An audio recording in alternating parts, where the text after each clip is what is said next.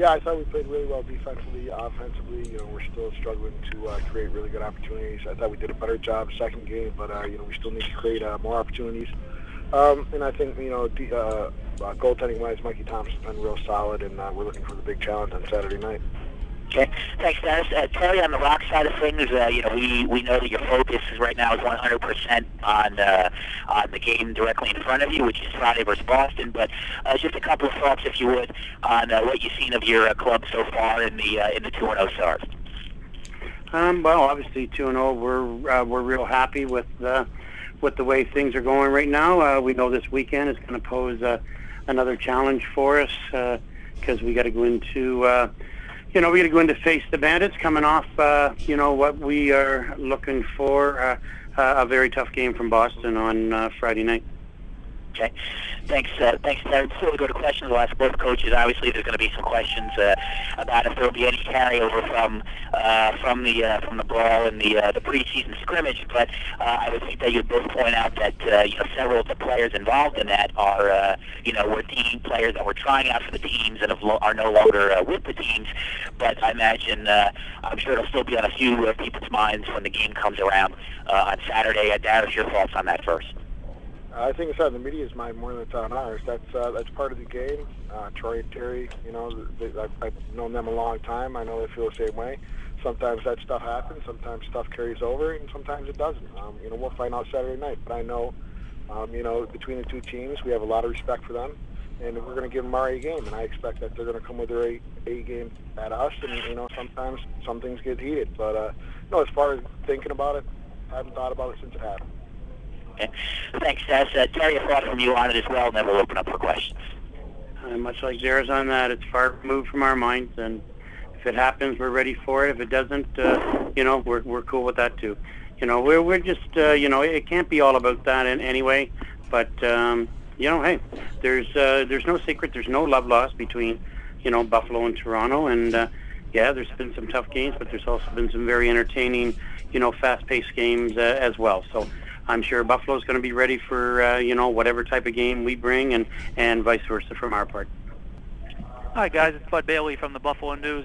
Doing a story on John Tavares, who's coming up in his 20th home opener with the same team. Pretty impressive achievement, obviously. And could you both talk, maybe starting with you, Terry, on just what a guy like that who's been so good for so long, can you put anything into perspective on what he's meant to the league and how he's maintain this great level of ability and talent and performance for so long? You guys must marvel at it. Well, it is, and in my opinion, he's the best of all time. And I know age is coming onto it now, but some nights you wouldn't know that. In my opinion, he'll go down as the best guy that ever played the game, and it's always a pleasure to play against him because he keeps you honest. And there's so much that's been said about JT, and I don't think there's anything else I can say. But outside of whenever we play him again, we just want to beat him. Yeah. With Johnny, I think the main key is the way he's kept himself in shape. I've known him for the 20 years he's been with the Bandits, and I can name probably 5 practices that he's missed, and all of those have been because of injury or sickness. He's never taken a night off, and you talk about the hard work gets you to where you want to go, and he's a perfect example of that. And the other thing I think of when I think of John is his understanding of the game.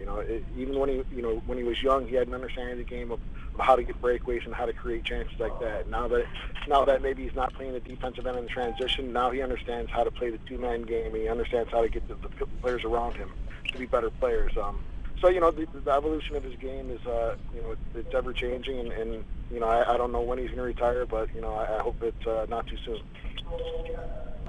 Hey Darius, this is Marissa and Jemmy from SB Nation. What kind of challenges is it facing a team like Toronto, leads the Eastern Conference in goals and has only given up 16? Can you kind of talk about the challenges facing a team like that?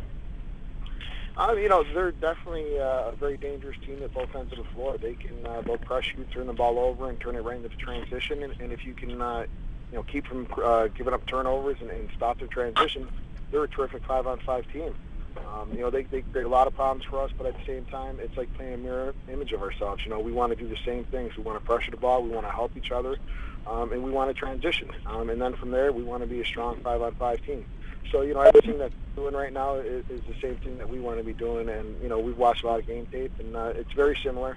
But at the same time, there's subtle differences. And every time we play against Toronto, it's about execution. Who can keep their heads and who can execute the game plan. Jordan Maxwell for NLL.com.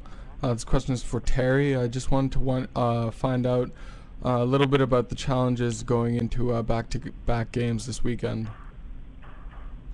I actually think, it's not as much of a challenge as what I think the media makes it out to be. The fact that you play the night before, everything about the game is still fresh in your mind, and for one team in this league anyway, we welcome the back-to-backers. We think we are actually a better lacrosse club on the field tonight.